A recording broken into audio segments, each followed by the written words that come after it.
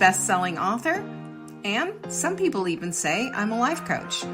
I started the Daily Dish Show to share my story, my truth, and my journey to vibrancy, and to inspire others to do the same. Because it's all about grit, perseverance, and finding a way despite the odds.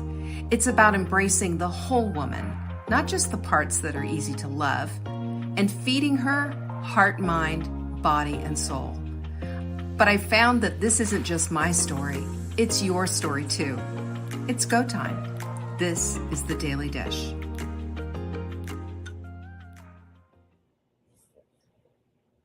Well, hello, my friends. Here we all are. I see Jocelyn's already here, and I know you all will be tiptoeing in here shortly. Welcome. You can see the frozen-ish, half frozen anyway, lake behind us. We've been having some chilly weather. Can I just tell you, we have been having some cold weather. I'm ready for this whole thing to be over with. Okay. The lighting's not the best, y'all, but you know what? We're gonna persevere and just go through this. I really want to talk to you today because, once again, a lot of this stuff that I'm seeing and a lot of the stuff that I'm, talking to people on, especially on TikTok and such, is all about this idea of looking back with regret. I have done that myself, and I partially wrote the book. If I were 50 again, this is exactly what I would do differently because I did have some regrets. But I'm going to talk to you today about transforming regret into experience, thus into wisdom, and how we can stop that energy suck because, Martha, lovely to see you. Anyway, so that's what's been on my mind. And I want to share that today because I think that's so critical and so important. Meanwhile, how is everyone doing? How is your weather? How are you doing over there in Pico Rivera, Martha? Is it warm? Don't tell me because I don't want to know. I know it is because I have a girlfriend who lives in Whittier and she said, oh, we've been enjoying like 70-something degree weather. And I said, well, thank you for sharing that. Not here. We got down into the Arctic zone. Arlene, my goodness. Hello. All right. So let me just tell you a little bit about what we have going on today. Right now, Native Path has a great deal on their flavored creamers. Okay. Like they have a hazelnut. I believe they have a vanilla and a chocolate. And then they also have this matcha latte.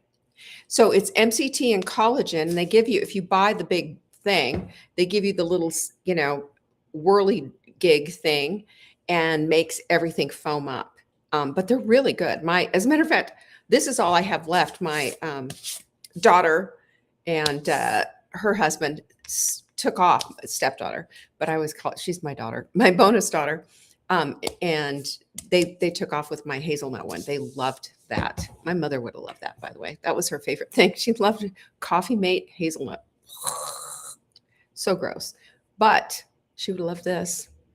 And it's so much better for you than that Coffee Mate crap. Oh, it's good. You've had it. Yeah. Good weather. Oh, good weather. Yeah. I know. You've had beautiful weather. I'm looking forward to seeing real sun and everything else.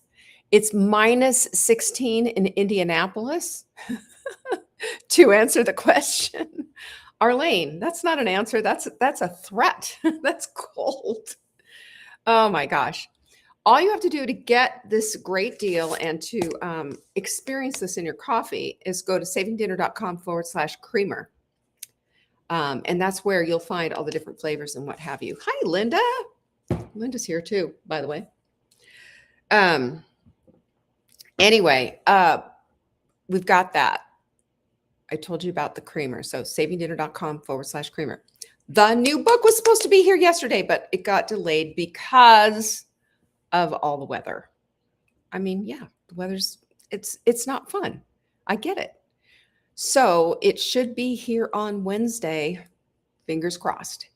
As soon as the book is in my hot little hands, number one, you'll be seeing it. Number two, we will have the schedule out for the book party. Pretty sure We're looking, I think it's Monday, the 24th of February that we're looking at, 7 p.m. Eastern. I believe that's what it is. But I just want to say, not until that book gets here that are we going to say, yes, for sure, that's when it is. Because we don't want to, I want to have time to be able to sign them all, get them into the mail, and have them in your hot little hands by the time we have the book party. Because, I mean, come on. And I will tell you, we're going to have prizes at the book party. I'm going to be sending out all kinds of stuff. And let me tell you, do not ask me why. I have no idea how this whole thing happened. But somehow or another, I have become a skincare influencer on TikTok because I have just had it up to here with some of the garbage people are saying. Like, for example, some of the skincare guys are saying things like, it's going to create new stem cells in your skin. Really? Stem cells? Leisha, hello. It's good to see you. I'm glad you're here. No, it won't. Skincare can't do that. And they are also saying things like it's going to refresh your mitochondria. It's going to do, just all this bizarre stuff. People are taking dried supplements and putting them on their faces and saying it's going to change into this, longevity. It is insane. And so I did a TikTok on saying, hey, you can't do that. This is not true. I understand how biology works. I understand physiology. I understand all of this as a nutritionist for over 30 years. It doesn't work like that in skincare any more than it works like that in supplements, kind of a thing. That went bonkers. And now, well, let me just show you. This, see that mess? Whoops, sorry. I just dropped my box.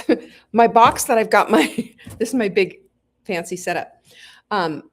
That's just some of the skincare that they've been sending me. So I have skincare that I'm going to be sending out like crazy. I promise you. Yolanda, you're in the house. I'm glad to see you. That's what's going to be happening. And, one thing that you have to understand, and I'm giving you this away, but I've had to open it and say, this is what this is, and this is what that is, and how much I, thought that this is such a good product. I won't be giving you any garbage. I will be sending that out, but I have so much skincare to give away. That will be happening at the book party. So pencil it in.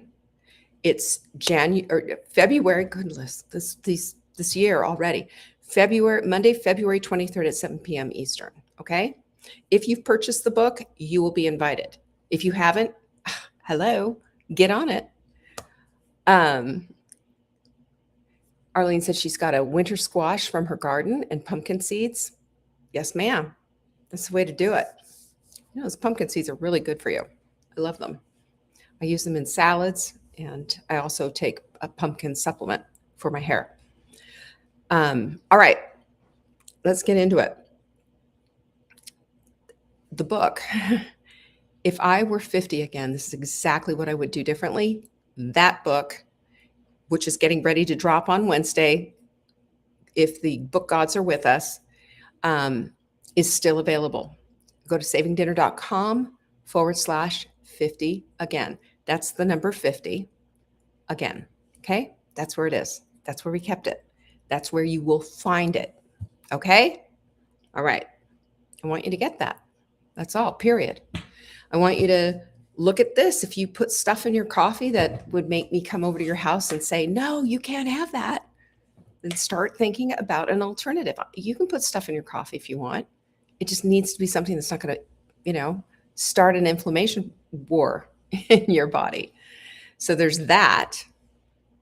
Let's see. What else do we have? Oh, the quote of the week. You know what? The quote of the week I really love. It's from a writer. She's just a little bit older than, like a year older than me. And I thought it was really fabulous because she says, courage doesn't always roar. Sometimes courage is the little voice at the end of the day that says, I'll try again tomorrow. Her name is Mary Ann Radmacher. Actually, there's an R at the end of her name. And I just think it's a brilliant quote. I think she's smart, and that's how we need to look at courage. Sometimes it comes in little dribs and drabs. Am I right? It's truly true. All right. Anyway, we are going to get into the show today. And thank you so much, by the way, for being here and showing up. You know how much that makes my day? It makes me so happy. So let's talk about what our subject is today, because I think it's massively important. So if I were 50 again, because in honor of the book, here's what I would do with regret instead of carrying it. Now, hear me, because I really want people to understand that my book is not a look back on, gosh, 17 years later, I have so many regrets, and so I'm writing this like memoir about how I messed everything up. It's not that at all. It's basically looking at, if I had just a little bit more information, this is what I would do differently. And to say to my younger sisters out there, hey, do this now, start now with this, don't wait. Okay. That's basically what it is. But there was a time when I thought regret meant I had done something wrong, that I was proof that I had missed the moment, made the wrong choice, or somehow fallen behind the life I thought I was supposed to be living. Now I see it very, very differently, because to me, regret isn't a verdict anymore. Instead, it's data that I can process and do something with. I think that's huge. That's a huge shift. And when you learn how to read it, it becomes one of the most powerful tools you have in becoming the woman you were always meant to be. And I say this because I'm not here to represent that you need to become somebody completely new, but you need to be in the place of understanding that you have an opportunity to be more in alignment with who you actually are. There's a lot of stuff we can drop, especially stuff that we've been carrying around for a long time. And guess what? The neuroscience backs all of this up. This is why I'm so intent on studying the brain, because your brain is never going to use reflection to punish you. It uses the reflection that you have to update future behavior. So if you look at the studies on, it's called cognitive reprisal. And they show that when we reinterpret the past experience with curiosity instead of shame, we've talked about this, your prefrontal cortex helps to calm the emotional charge from the amygdala. You know how the amygdala loves to scream? So in other words, you are going to stop reliving the past over and over again and being in that dreadful loop, and instead learn from it and do something different. Isn't that so wild? So if I were 50 again, this is exactly how I would use regret, not as a weight, but as a compass. Are you ready? I've got 5 things for you. 5 things. Number 1, I would stop treating it like failure. Are you ready? I would stop treating it like personal failure, and instead, I would understand that regret is often just awareness arriving late. Now hear me. Meaning, we don't get that aha moment until we start to see it for what it is. When you know more, you can see more clearly. Now, that doesn't mean that you've failed. It means you've evolved. So psychologists like to call this adaptive reflection, meaning you have the ability to revisit the past without getting stuck in it. Instead of saying, why didn't I do better? We ask ourselves way different questions, like, what is this showing me now? Isn't that just the cool? If I just left it there with you, wouldn't that be enough? To me, curiosity and asking the right questions is everything. It's everything, because that truly is the thing that will set you free. And number 2 is separate the lesson from the shame. This is a big deal because the brain loves to fuse emotion and memory together. But guess what? They're just not the same thing. The lesson is always going to be useful, but the shame is not. So when women, especially in midlife, begin to start releasing the emotional charge around all the old decisions that they made, oftentimes they report higher resilience and a greater sense of personal agency. That's because you've removed the shame. And now the wisdom has become usable. Again, how cleansing is that? And then what we need to do is step 3 is turn that regret into direction, not rumination. What is rumination? Rumination is hand wringing. Rumination is going through those loops in your head over and over and over again, and it keeps spinning.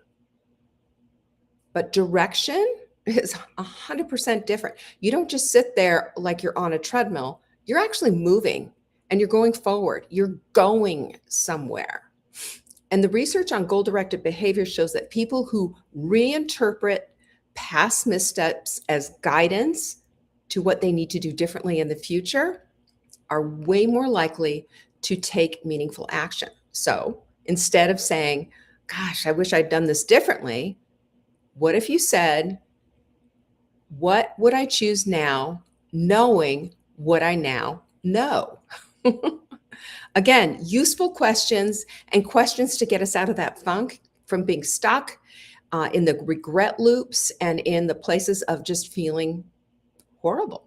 And if you think about it, think about how much energy goes into that. And you're doing it in your head all by yourself. Nobody can hear it. And yet you feel exhausted. This is the reason why. And this is how to get out of it. These are keys, y'all, to that jail. And step 4 is one of my favorites. And I want to really clarify this because, when I say rewrite the story, there's a lot to it. Rewrite the story. Wait, Leisha says, I fight with sneaky shame. I don't feel it in the moment, then it shows up unexpectedly. Current plan is trying to identify what makes it show up. That's a work in progress. It's hard to do that. I think instead of trying to identify what makes it show up, I think what you do instead is slam the door on it and say, wait a minute, sneaky shame. There's no place for you here. Ask a different question, right? If you ask a different question, instead of asking, what's going on with this, ask, how does this fit into my life now? It just doesn't.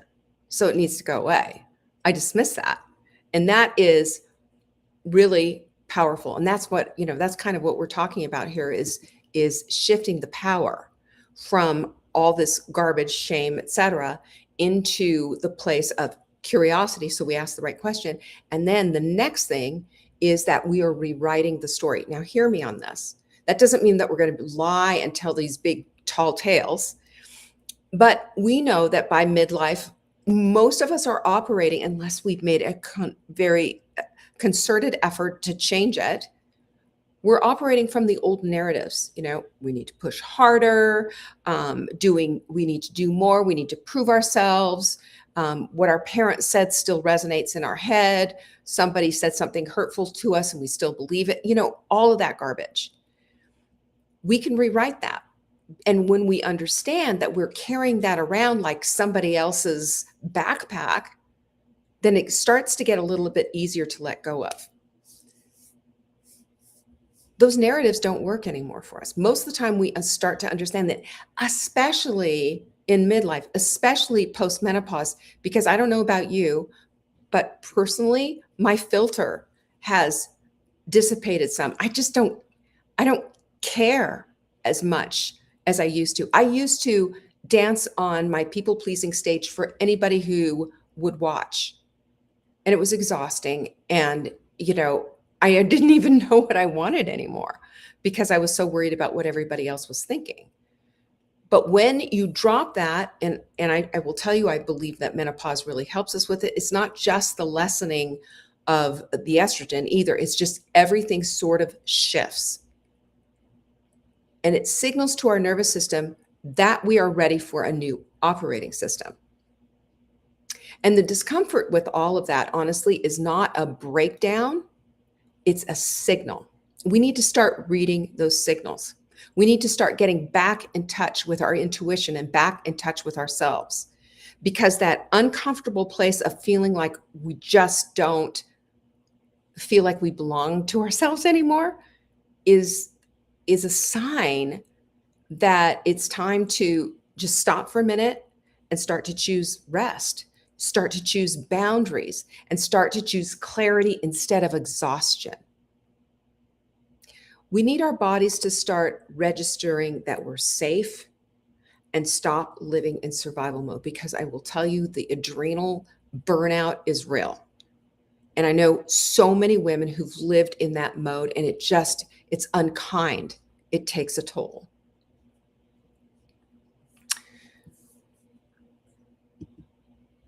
Another person's backpack. You like that? Hi, Rensky.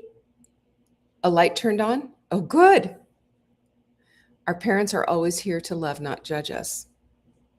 Not always. Sometimes some of us got stuck with really, not me. I didn't. My parents were just kind of apathetic, but some people have got stuck with some pretty scary parents. Anyway, let's keep going. This is some good stuff here. I've got one final step for you, and that's becoming the woman you needed back then, which I love, because nobody talks about this part. We can't go back in time and fix anything, but we can today make it our goal to become the version of us who would have made different choices, and let her lead the way from here. Let her go forward. Let her wisdom show up first instead of all the old garbage. Because when you do, regret stops being the backward glance and starts becoming the foundation of your wisdom. You hear me on that? You know, we all have experiences, and some of those experiences we shroud in shame, in wishing it never happened, in wishing whatever. Again, we cannot change our past, but what we can change is the way we interpret the story. It's always about your perspective. You remember the story I told you. I'm going to tell it again, so just bear with me. But perspective is everything. And yes, you can change your perspective at any time. So years ago, when my husband and I were living on the top of this beautiful ridge here in Brevard, we were just absolutely tantalized, if you will, by these incredible, huge pileated woodpeckers. We called them the woody woodpeckers. They're like 18 inches tall, and they make these loud jungle sounds. You know, like you say, oh, that sounds like a jungle bird. It doesn't sound like something you'd hear in the North Carolina mountains. And so seeing one was kind of a rare thing. So here we are on the back porch looking out over this, we have this gorgeous view. And I say, oh my gosh, there he is in plain day. Look, there he is, a pileated woodpecker, I said to my husband. And he goes, where? And I said, right there, 12 o'clock, look straight ahead. You know, we kept going back and forth like that. He could not see it. And it suddenly dawned on me, he can't see it because he's 6'1", I'm 5'7". So I grabbed him by the scruff of the collar and brought him down, put his face right next to mine. And I said, see, at 12 o'clock, now do you see? And he said, oh, there it is. That's how it is with our lives. You know, our perspectives have to change and adapt so that we can see things from a completely different point of view. If we get stuck in that loop, we don't get to do that. But if we act on curiosity and act on our regret as if this was a life lesson that we can learn something from, as horrible as it might be, as bad as it might be, or as long as it took, or whatever, we cannot change the past, but we can change our perspective, is my point. So, all that to say, if I were 50 again, I wouldn't try to outrun the regret that I had. Instead, I would listen to it. I would translate it, and I would let it guide me toward a life that feels more honest and more spacious and far more my own. I do that now, but I didn't at 50. And maybe that's what this whole season is really about. You ever think about that? Not fixing what was, because we can't really, but choosing what comes next with open eyes and a quieter kind of confidence. So if this all resonated with you, this is the heartbeat of my new book, If I Were 50 Again, because it's not looking back with sadness. It's about using everything you've lived through as a fuel to get you through the years ahead. They could be our most glorious years ever. It is not too late. I don't care how old you are. It is your choice, your opportunity, your time if you say it is. And if you need to, you go to savingdinner.com. Right there on the front page is where the book is sitting. And I hope you get it, because this book will meet you exactly where you are right now. And I can't wait to share it with you. Like the pretty columns behind me, it's actually not columns. They're just things between the, it's just windows. Oh boy. Leisha says she can give all the examples of that burnout. I hear you, honey. I hear you. All right. So that is it. That's all I have for you today. I really appreciate you showing up, and I really appreciate that Tuesdays, here you all are. You mean everything to me. I cannot wait for my new book to be here. I'm really excited. I was so excited last night. I was thinking, oh, it's going to be here this morning, but it's going to be here on Wednesday. We hope. Anyway, if you need anything, go to savingdinner.com /announcements for all the stuff that I have pardon me, I just burped. All the stuff that I just talked about. If you have questions, send them in. Go to support@savingdinner.com and send in an email. I always answer my emails. And if any of you have hung around with me for long enough, I do. All right. Have a wonderful week. It's warming up here. The ice is going to be gone. I'm looking forward to it. Peace be with you. Bye-bye.